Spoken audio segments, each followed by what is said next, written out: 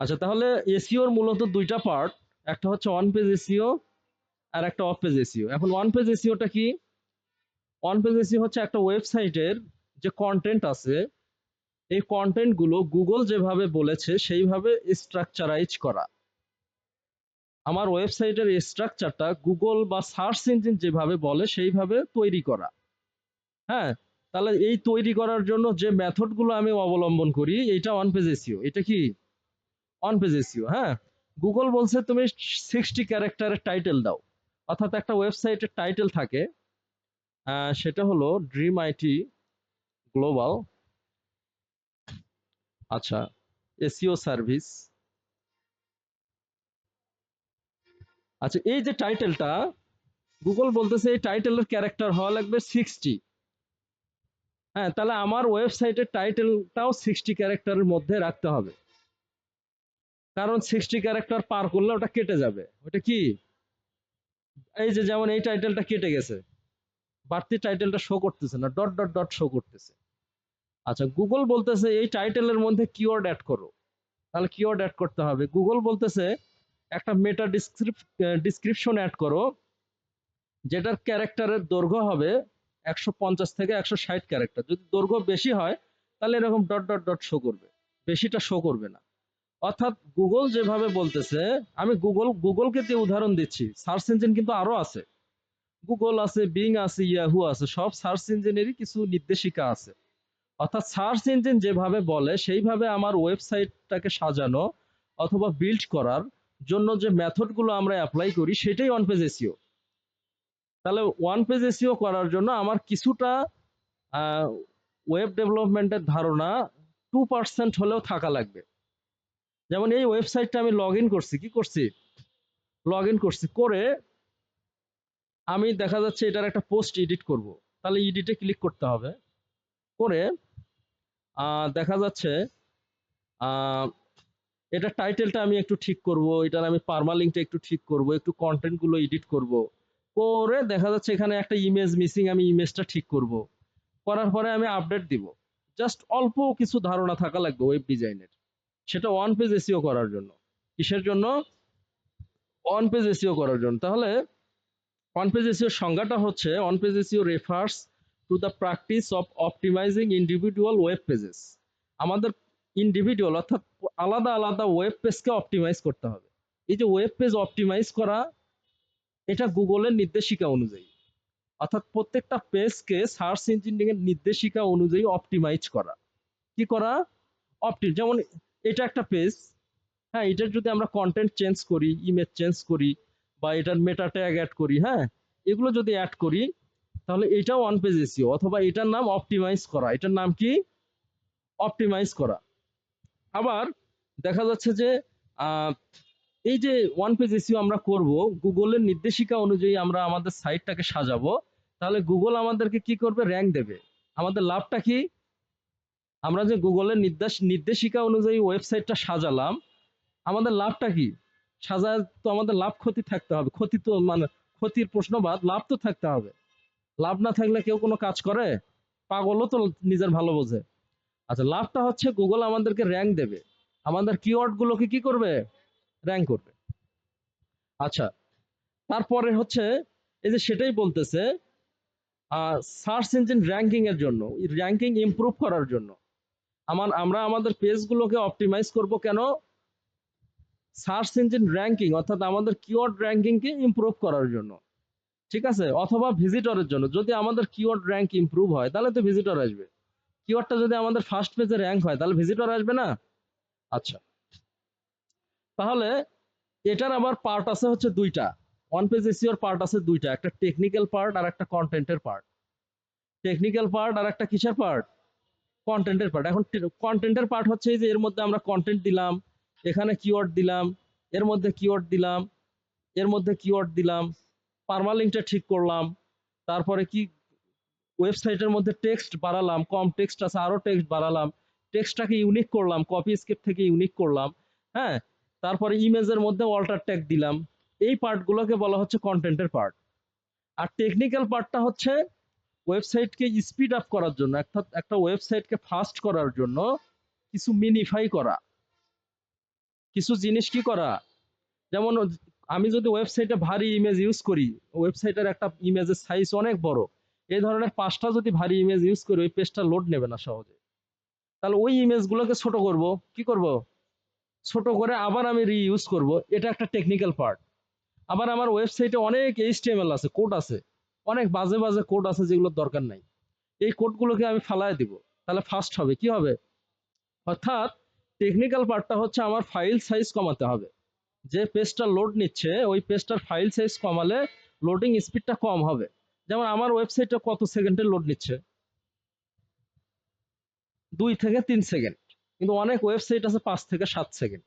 কারণ আমার ওয়েবসাইটে আমি বাজে কোনো এইচটিএমএল রাখি নাই, বাজে কোনো জাভাস্ক্রিপ্ট রাখি নাই, ওগুলো মিনিফাই করা আছে, কি করা আছে, মিনিফাই করা। তাহলে টেকনিক্যাল পার্টটা হচ্ছে আমার ওয়েবসাইটের ফাইল সাইজ ছোট করার জন্য, আজে বাজে ফাইল দূর করার জন্য যে মেথডগুলো আমরা অবলম্বন করব, এটাকে বলা হচ্ছে টেকনিক্যাল অন পেজ এসইও। কি এসইও? আর আমরা কন্টেন্টের মধ্যে যে মডিফিকেশন গুলো করব, টাইটেল অ্যাড করব, পারমালিঙ্ক অ্যাড করব, ইমেজ অল্টার ট্যাগ অ্যাড করব, কিওয়ার্ড ডেনসিটি অর্থাৎ কন্টেন্টের মধ্যে কিওয়ার্ড অ্যাডজাস্ট করব, এটাকে বলা হচ্ছে content on page SEO. Content on page SEO. তাহলে সিম্পলি এই একটা পেজ, এই পেজটা আমরা এডিট করব। আমরা এর আগে শিখেছি প্রত্যেকটা পেজকে অপটিমাইজ করতে হবে, প্রত্যেকটা পেজের অন পেজ এসইও করতে হবে। একটা পেজের করব, একটা ওয়েবসাইটে তো 10টা 20টা পেজও থাকতে পারে, সেই পেজগুলো তো গুগল ইন্ডেক্স করে, প্রত্যেকটা পেজকে গুগল র্যাঙ্ক করে, কি করে, র্যাঙ্ক করে নির্দিষ্ট কিওয়ার্ডের ভিত্তিতে। এখন এই পেজটা আমার কি রিলেটেড, যেমন proven way to make passive income online fast, তাহলে আমরা ওয়ান পেজ এসইওর অল্প কিছু জিনিস, টাইটেল আর হচ্ছে পারমালিঙ্ক, হ্যাঁ এইটা দেখাবো আজকে। আমার ওয়েবসাইটের টাইটেল হচ্ছে এটা, আমার ওয়েবসাইটের টাইটেল এটা, অর্থাৎ এই পেজটার, আমি যে পেজটার ওয়ান পেজ এসইও করব সেই পেজটার টাইটেল হচ্ছে এটা, ঠিক আছে। যে এখন এটার ক্যারেক্টার আমি চেক করব, আমি টাইটেলের মানটা জানি কত ক্যারেক্টারের হওয়া লাগে,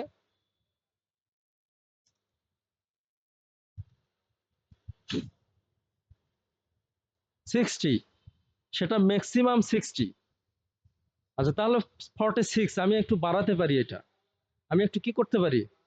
আচ্ছা তার আগে আমার টাইটেলটা, আর একটা ওয়ে হচ্ছে এই টাইটেলটার মধ্যে যাতে ভালো কিওয়ার্ড থাকে অথবা টাইটেলটা যদি সার্চ থাকে তাহলে আরো ভালো। আচ্ছা এই টাইটেলের মধ্যে কিওয়ার্ড অথবা এই টাইটেলটা সার্চ আছে কিনা এটা আমরা চেক করব, যেটা সার্চ নাই সেটা র্যাঙ্ক করে লাভ কি। আচ্ছা তাহলে আমরা চ্যাট জিপিটিতে যাব, কোথায় যাব, write some high search keywords on this word, every keyword should have at least 58 characters. দেওয়ার পরে আমরা টুল ওপেন করব, কি ওপেন করব,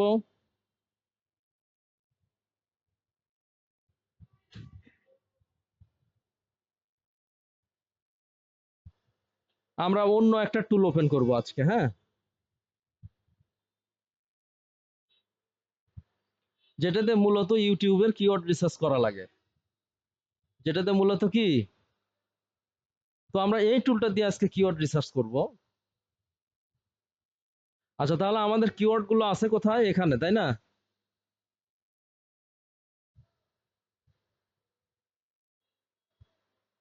আমরা দেখবো এগুলো সার্চ কেমন, এগুলোর কি সার্চ কেমন, এটা সার্চ কত, 1370, বাট কম্পিটিশনটা অনেক বেশি, সো আমি এটা নিব না, ঠিক আছে। হাউ টু মেক, ওই এই যে কিওয়ার্ড গুলো জেনারেটেড হচ্ছে এগুলো কিন্তু সবই এই রিলেটেড, আমি যে কিওয়ার্ডটা দিয়েছি সবই কি ওই রিলেটেড। এখন এটা দিয়ে ট্রাই করি, বা আমরা এই কিওয়ার্ডটা দিয়ে ট্রাই করি না যে কেমন এটার,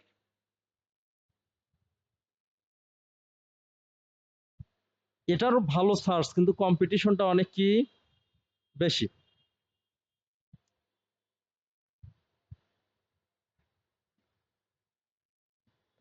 সবই কেন জানি ৭০, ঘটনা কি,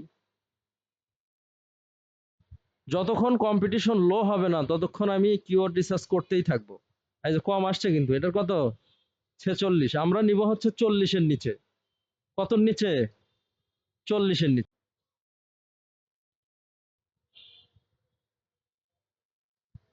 এটার ভালো সার্চ 1689, বাট কম্পিটিশনটা কত? অনেক বেশি।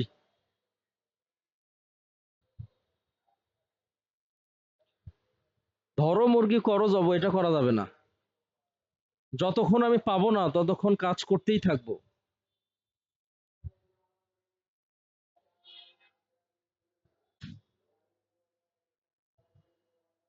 বাপরে বাপ, এটার সার্চ কত? বাবা, সার্চ বেশি কিন্তু কম্পিটিশনও বেশি, তাই না? হ্যাঁ,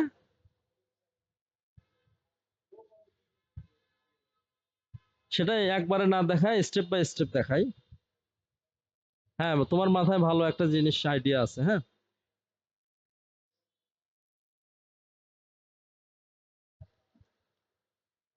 যেহেতু আমরা পাইলাম না, তাহলে এখন আমরা সাম মোর কিওয়ার্ডস হ্যাভিং লো কম্পিটিশন। ঠিক আছে, আরো কিছু কিওয়ার্ড আমার দরকার যেগুলো কম্পিটিশনটা কি হবে, লো হবে। ভাই বসেন। আচ্ছা, এখন আম, একটু কিন্তু কমছে, একটু কি কমছে? হ্যাঁ, কিন্তু আমাদের টার্গেট 40-এর নিচে থাকা লাগবে। কত থাকা লাগবে? 40-এর নিচে থাকা লাগবে।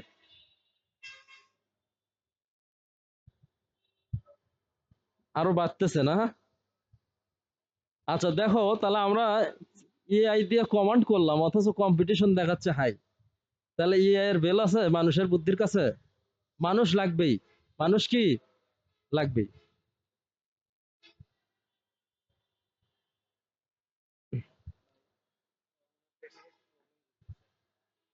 আচ্ছা, হ্যাঁ হ্যাঁ, ঠিক আছে ভাই, জানতেন। আচ্ছা, হ্যাঁ হ্যাঁ, আপলোড করুন।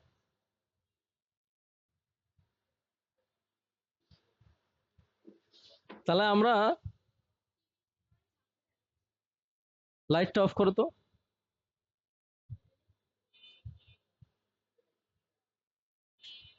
এখন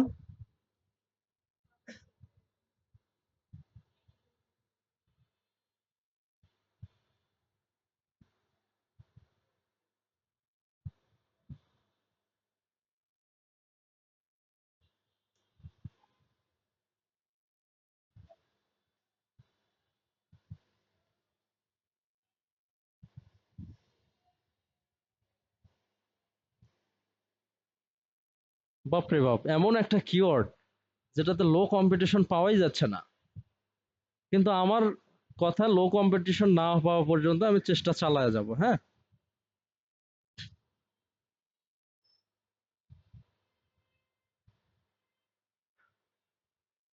একটা মনে হয় 46 পাইছিলাম না?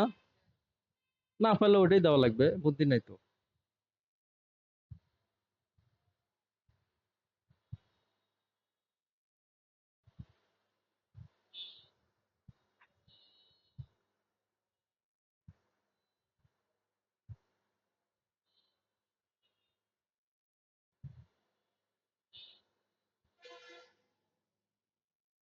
এটা সার্চ কেমন?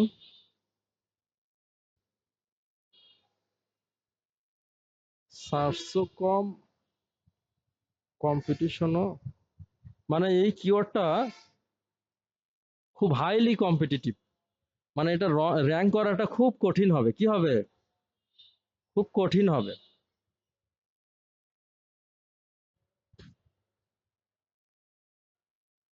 বাপরে বাপ, 80!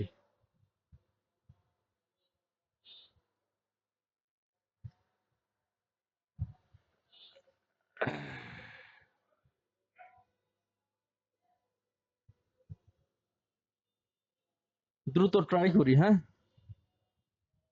ফার্স্ট সার্চও বাড়তেছে, কম্পিটিশনও বাড়তেছে।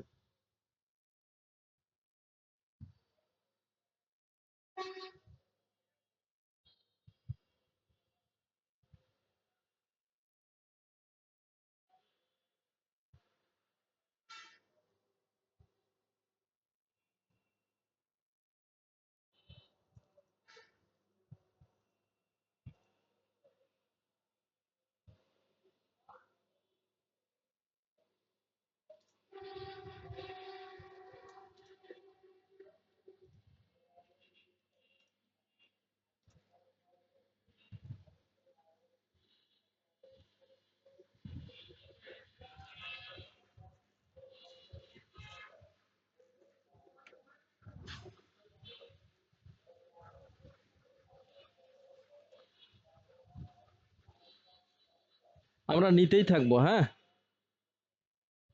এতক্ষণ লাগে না, কিন্তু এই কিওয়ার্ডটা এটা মোটামুটি ভালো আছে। হ্যাঁ,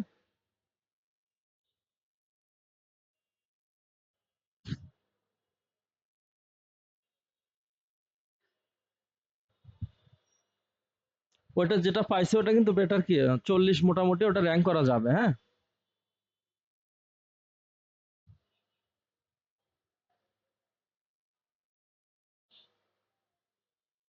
এটা 34, কিন্তু সার্চ নাই, সার্চ কম। হ্যাঁ,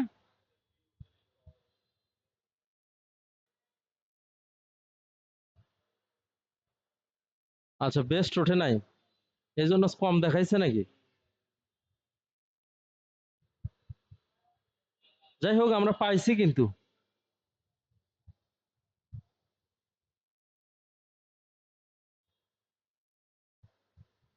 আচ্ছা, মোটামুটি আমরা এইটাই তাহলে।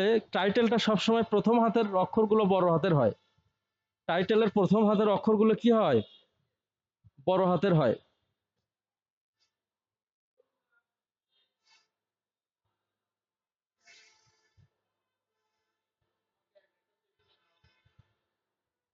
হ্যাঁ,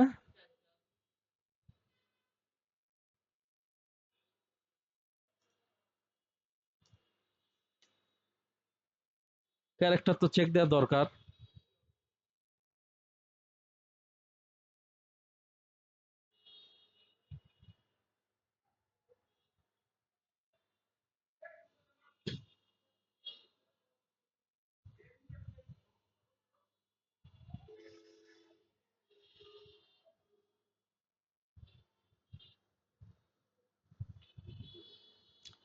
তাহলে বেশি হলো যেহেতু, আমরা শুধু ক্রিয়েট দিব। শুধু কি দেব? এখান থেকে নিব। হ্যাঁ, এখন আরো আমাদের কম্পিটিশনটা আরো কমছে। আরো কি কমছে? 58।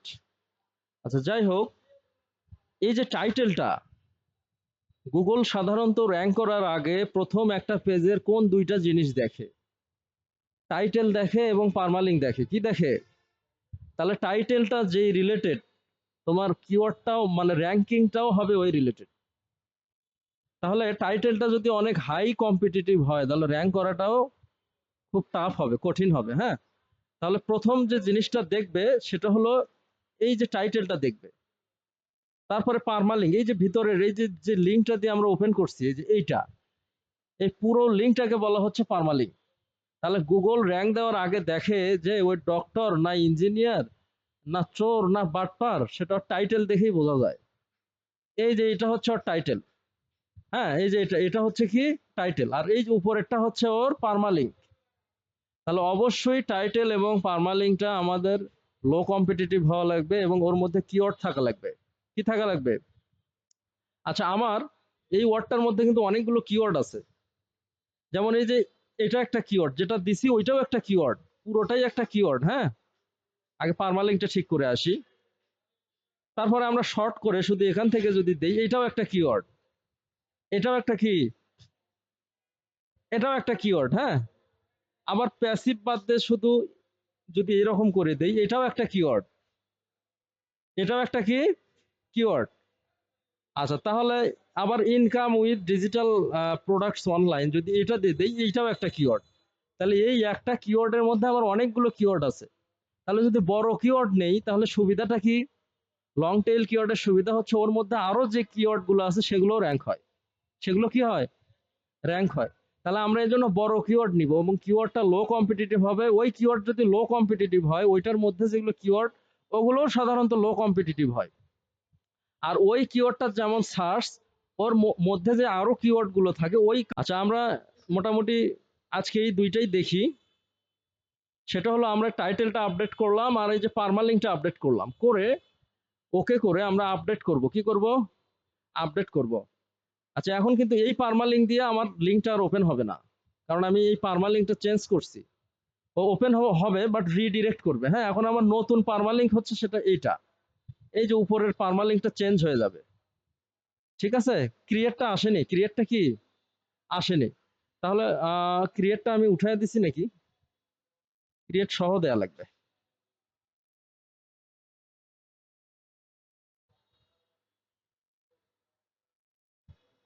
দিয়ে আমি আপডেট করব আবার। আচ্ছা, এখন এই পারমালিঙ্কটাও আমার ওইটাই হবে, এই যে create passive income streams with digital products online. তাহলে আমি বেটার আগের টাইটেলের থেকে বেটার টাইটেল পাইলাম, আগের পারমালিঙ্ক থেকে বেটার পারমালিঙ্ক পাইলাম। এখন আমার যে আগের টাইটেলটা ছিল সেটা কিন্তু এই ধরনেরই ছিল। এখন পরের ক্লাসে আমরা দেখাবো যে আমরা এই কন্টেন্টগুলোর মধ্যে কিভাবে কিওয়ার্ড অ্যাডজাস্ট করব। কন্টেন্টের ওয়ান পেজ এসইও মিনিমাম 2টা ক্লাস লাগবে।